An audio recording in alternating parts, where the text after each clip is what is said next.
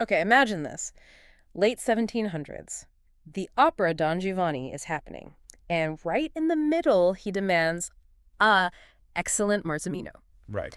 Now, that might not mean much to everyone, but for you listening, well, our sources today are all about this grape, Marzemino. It's Italian, red, and maybe not super famous. Exactly. So let's unpack this. This deep dive, it's not just a list of facts. We're really going on a journey, history, where it grows. How it's made, what it tastes like. Yeah, food pairings, where you might actually find it. The mission basically is to figure out why Don Giovanni wanted that wine and, well, what makes Marzemino special worth seeking out. And what's great is that our main source here is a sommelier's deep analysis. It's really thorough, covering, the history, the geography, how it grows in the vineyard. The winemaking side, too. Oh, yeah, the winemaking, the sensory stuff, taste, smell, and where it fits in the market today. It's a complete picture. All right, let's get into it then. Where does this story even start?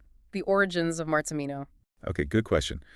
And there isn't just one simple answer, which makes it interesting. The strongest case, really, points towards northern Italy, the Alps, specifically Trentino. Okay. There's historical documentation, some genetic evidence. Yeah. It seems like it's been there a long, long time. And it just likes that Alpine environment, Makes sense. But there's this other idea, also quite compelling, that maybe it came from further east, like Slovenia or Croatia. There's a grape called Marzemina there that seems related. Oh, interesting. Yeah, so the thinking is maybe it traveled west with people moving or through trade. Yeah. Genetics do link it to other grapes in northern Italy and Central Europe, so the family tree is still, let's say, being sketched out. So probably northern Italian, but it got around a bit. Where did it really, put down roots in Italy? Definitely northern Italy. Trentino is the absolute heartland. You've got the Vallagarina Valley there that really it's a spiritual home, you can say, historically and today. Vallagarina, got it. Then Lombardy also really took to it. You find it in Franciacorta, which is famous for sparkling wine, right? Right, the bubbly stuff. Yeah, so sometimes it's in those blends, they add a little something. And it's used for still wines in other parts of Lombardy, too. In the Veneto, but maybe less of it there. It's pretty adaptable, actually. And we have to talk about that opera line again, the Don Giovanni thing. Why is that such a big deal for Marzemino? Ah, yeah. That mention in Mozart's opera back in the late 1700s. It's just fantastic context. Yeah. It tells us this wasn't just, any old wine. Right, it had status. Exactly. It must have been appreciated, maybe even seen as quite sophisticated in those Central European courts. The line itself, excellent Marzemino. It suggests real prestige. It lifts the grape beyond just farming, makes it part of culture. So if Don Giovanni himself was asking for it, Yeah. how has its journey been since then? How has the growing changed? Well, like a lot of grapes, the focus has shifted over time.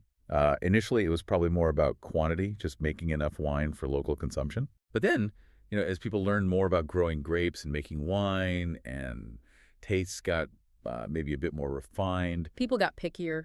Sort of, yeah. Yeah. The focus really moved towards quality. Growers started thinking more carefully about managing the vines, like how much fruit to grow on each one. Winemakers tweak their methods to really bring out the best in the grape. Okay, that evolution makes total sense. So let's talk where. The terroir. How does Trentino specifically shape Marzemino? Trentino's Vallagarina Valley, that's really ground zero. The climate there is fascinating. It's alpine, temperate, but you get this definite Mediterranean influence coming up from Lake Garda nearby. Oh, okay. A mix. Yeah, warm summers, cooler winters, and the soils are really varied too. You've got alluvial soils, silty, gravelly stuff on the valley floor, but also volcanic soils on some slopes. Wow, diverse. And the landscape itself, hills and valleys, creates all these little microclimates, different pockets of temperature and sun. All of that works together to give Trentino Marzemino that freshness, that elegance, those lovely red fruit smells. Acer is a subzone known for really great examples. So the Alps and Lake Garda are the key players there. Absolutely. The Alps are like a big bodyguard shielding the vineyards from cold north winds and helping create those microclimates. And Lake Garda, it's like a giant temperature regulator. Keeps things stable. Pretty much. Stops it getting too hot in summer, but also stretches out the growing season. And that extra time, that longer hang time, is so important for the grapes to get fully ripe, not just sugary, but phenologically ripe. That means developing all the complex flavors and getting the tannins just right, something you definitely notice in the wine. So you can really taste Trentino in the glass. Oh, definitely. Marzemino really expresses that place. In Vallagarina, you get that brightness, and where there's volcanic soil, sometimes you find this distinct minerality adds another layer. Okay, what about Lombardy then? How does its terroir affect things, especially somewhere like Franciacorta? Lombardy's a different story. In Franciacorta, the Alps are still a factor, but Lake Iseo nearby also moderates the climate.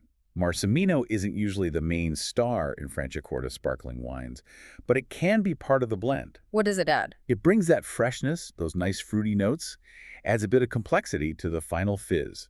In other parts of Lombardy, maybe Valtellina, whether it's in a blend or on its own, you'll taste the local differences from climate and soil. And Lombardy's pretty varied terrain-wise, right? Exactly. You go from cooler alpine areas down to the warmer lake regions. And the soils change too, limestone, clay, you name it. This diversity really impacts the body, the structure of the Marzemino grown there. You might find some Lombardian ones feel a bit weightier than the typically lighter Trentino styles. We mentioned Veneto quickly. Anything specific there? Yeah, it's less common in Veneto, but the climate there is generally warmer, more Mediterranean. So you tend to get grapes with maybe slightly riper fruit flavors. The soils matter too, of course, but you might find Veneto Marzemino a touch fuller, maybe showing darker fruits. And what about Slovenia and Croatia? Does the terroir differ much there? Well, our sources focus mostly on Italy, but yeah, in Slovenia, where it's called Marcina, and Croatia, they're unique conditions, different soils, different weather patterns. That's definitely going to leave its mark. You'd expect the core Marzemino character, but seen through, slightly different local lens. It sounds like it's quite the traveler, this grape. Pretty adaptable. It really is. The fact that it does well in these different Italian spots, and maybe beyond, just shows it's resilient, and it can express itself differently depending on where it lives. Okay, let's get technical for a second. The vine itself, what does Marzemino look like?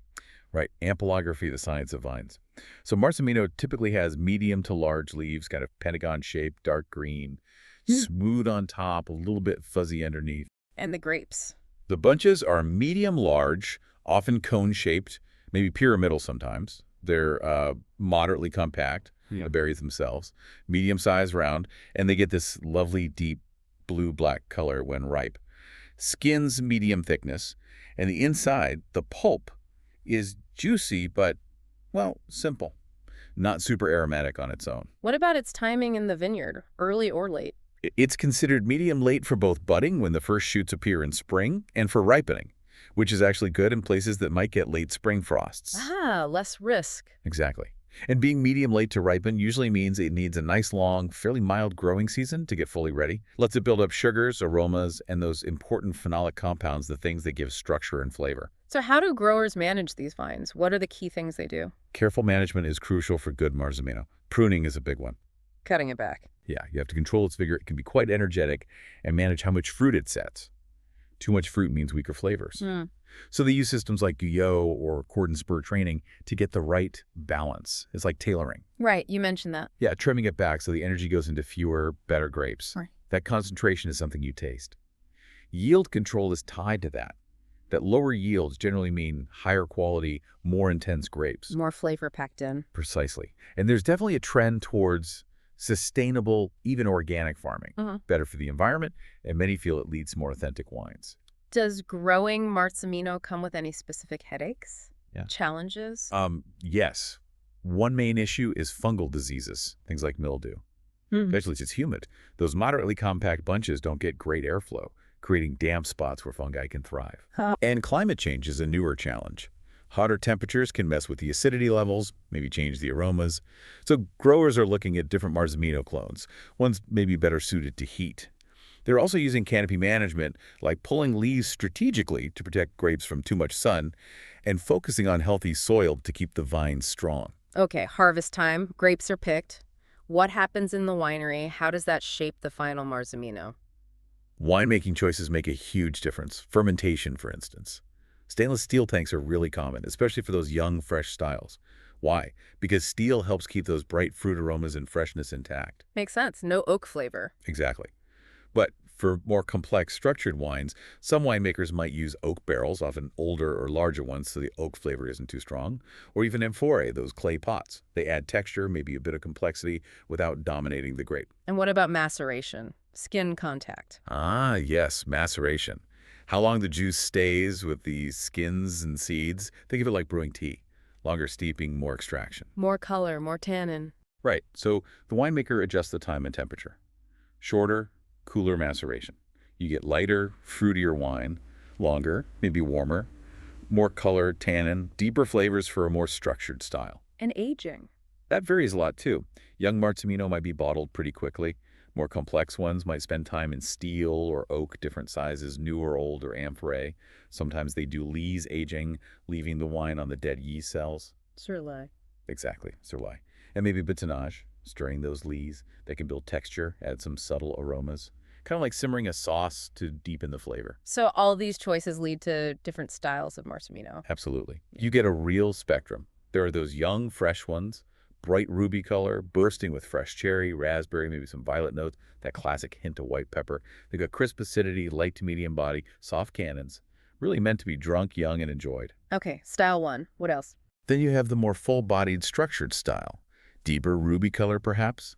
Aromas lean towards ripe, dark fruits, blackberry, plum. You might get warmer spices like clove, cinnamon, maybe some earthy notes. If there's oak, maybe vanilla or toast comes through. The tannins are more present, but still balanced by the acidity. Medium to full body. These can often age a bit. And sparkling. Yep, sparkling Marzemino exists too. Often a lovely pinkish or a light ruby color with fine bubbles. Think fresh strawberry, cherry aromas, floral hints.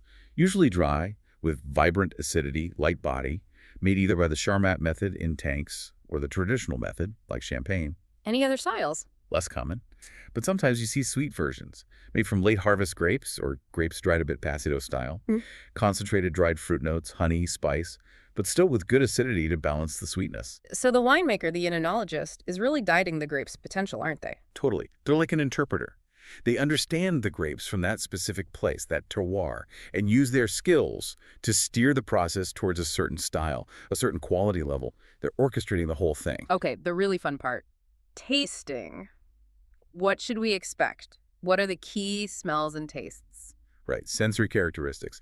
On the nose, Marzemino often gives you this lovely mix of red fruits, cherry, raspberry, maybe currant, sometimes darker fruits too, like blackberry, blueberry, and that distinctive spicy note, often white pepper, maybe some cinnamon. Floral notes too. Yes, delicate florals are common. Violet, maybe iris, which is a bit earthier, and depending on the soil, you might get subtle earthier mineral hints. If it's seen oak, maybe vanilla or toast. And with age, those aromas can evolve towards leather, tobacco, more complex stuff. And on the palate, what does it feel like? The flavors usually follow the nose, Yeah. typically dry. That acidity is key. It's balanced, refreshing, keeps the wine lively. Tannins, usually quite fine, elegant. Not harsh or aggressive, so the mouthfeel is generally smooth, approachable. So not usually a big grippy red. Generally, no. It's more about finesse, elegance, that vibrant fruit. The body is often light to medium, though those structured styles can feel a bit fuller. It's really about the harmony fruit, spice, acid, soft tannins, and how it reflects its origins. And how does it change as it gets older? As it matures, those fresh primary fruit notes start to shift towards dried fruit. The spices become more integrated, maybe more complex, and the tannins soften even more, blending into the wine's texture. And it's clear that where it's grown and how it's made really shapes all this. Absolutely. Climate, soil, they set the foundation for aromas, acidity, structure. Then the winemaker's choices, fermentation vessel, maceration time, aging regime.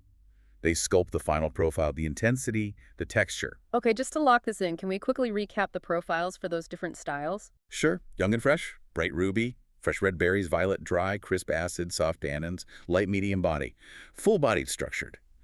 Deeper ruby, ripe dark fruit, spice, maybe earth oak, dry, more noticeable but elegant tannins, balanced acid, medium full body. Sparkling, rosy light ruby, fine bubbles, strawberry cherry floral aromas, dry, zesty acid, light body. Perfect. And if someone's trying Marzemino maybe for the first time, any tips to get the most out of it? Oh, definitely. Temperature is important. Colder for sparkling, maybe 6-8 Celsius. For the reds, maybe 14-16 C. For the lighter ones, 16-18 for the structured ones. The right glass helps too. A Burgundy-style glass with a bigger bowl is great for the reds to let the aromas open up. And for sparkling? A flute or tulip glass is best for the bubbles. For older structured reds, maybe even a quick decant. And then just take your time. Look at the color, swirl, smell, taste. Think about the body, the finish. Really engage with it. Okay, crucial question now. Yeah. Food. What do we eat with Marzemino? Great question. Its versatility is one of its strengths. Thanks to that acidity and those elegant tannins, it's very food-friendly. Let's start local. Trentino, Lombardy. What are the classic pairings? Okay, think regional. Delicate white meats, chicken, rabbit. Pork dishes like sausages or Hmm. chops. Lighter veal is fantastic with polenta and a meat ragu. Pasta, risotto. Definitely. Yeah. Fresh tomato or mushroom pasta sauces work well. Mushroom or tender meat risottos are excellent matches too. And cheese, medium-aged ones like Taleggio, Asiago, other mountain cheeses, even goat cheese. Sounds delicious. What about further afield, international food? It's surprisingly flexible. Mediterranean dishes, grilled chicken or fish with herbs and lemon, olive oil-based dishes, grilled veggies, lighter seafood pasta. It can work with some lighter Asian food too. Like what? Maybe fresh Vietnamese spring rolls or salads, lighter sushi or sashimi with milder fish. Just avoid anything super spicy. It might overwhelm the wine. And that white pepper note in Marzemino can actually complement mildly spiced Middle Eastern or North African dishes with things like cinnamon or clove. So what's the key principle for pairing? Balance, really. You want the wine's acidity to cut through richness in the food. And the weight of the wine should match the weight of the dish. Don't let one overpower the other. Any final tips for creating a great Marzemino food experience? Yeah, think about the details, get the serving temperature right, use a good glass. Consider those regional pairings for authenticity. And maybe tell a little story about the wine, the Don Giovanni connection, the place it comes from. It just makes the whole experience richer, more memorable. Okay, wrapping up, where does Marzemino stand today? Market presence, future outlook. Well, in Trentino and Lombardy, it's really important. Kind of emblematic of the regions. Internationally, it's gaining traction.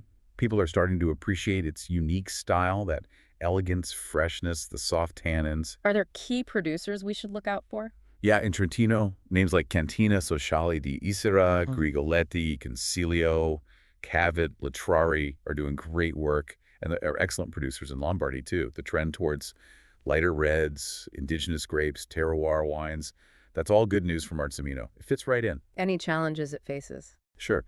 Competition from big-name grapes is always tough. It still needs better communication, helping people understand what makes it special. And climate change, as we discussed, is a constant factor adapting to keep that balance of acidity and aroma. Sounds like there's definitely potential, though. Absolutely. And wine tourism, enoturism in Trentino and Lombardy is huge for promoting it, Yeah. letting people taste it right there where it grows. So as we finish this deep dive, what are the main things you want people to take away about Marzemino? Well, it's got this fascinating history, right? Even that Mozart link. It has a really strong sense of place in northern Italy, but it can show different sides depending on the specific terroir. It generally offers this elegant, approachable taste profile, fresh fruit, subtle spice, and it feels like it has a promising future, especially as people look for interesting, unique wines. Okay, here's a final thought for you listening. We've talked a lot about Marzemino, maybe a grape you hadn't heard much about. It makes you wonder what other hidden gems, what other indigenous varieties are out there waiting in a bottle. And what does this whole Marzemino story, from its possible ancient roots to showing up in an opera, tell us about how wine and culture intertwine in surprising ways? Definitely something to think about next time you pour a glass. Thanks so much for joining us on this deep dive into the world of Marzemino.